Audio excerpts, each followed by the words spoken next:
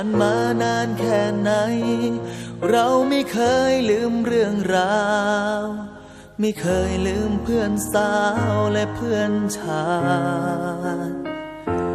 ยังคงคิดถึงเสมอแม้ว่าเราต้องห่างไกลพวกเธออยู่ที่ไหนจงได้ฟังอยู่ที่ไหนคือเพื่อนกันแม้ว่าวันเวลาเปลี่ยนบางคนไม่ได้เรียนก็ต้องทำงานเราก็เป็นอีกหนึ่งคนเคยพลาดพลั้งเรื่องวันวานอยู่แบบสนุกสนานไม่สนใจเรียนบอกเลยว่าการศึกษาไม่มีคำว่าสาย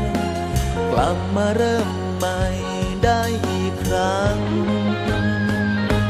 เพื่อนมอต้นและมอปลายคิดถึงเธอเสมอถึงไม่ได้เจอกันแสนนานจบมาแล้วเราแยกย้ายจะอยู่ที่ไหนก็เพื่อนกันยังจดจำทุกวันเพื่อนไม่เคยเก่า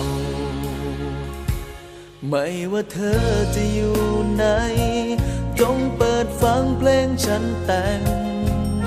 มันอาจจะเป็นแสงนำทางพวกเรา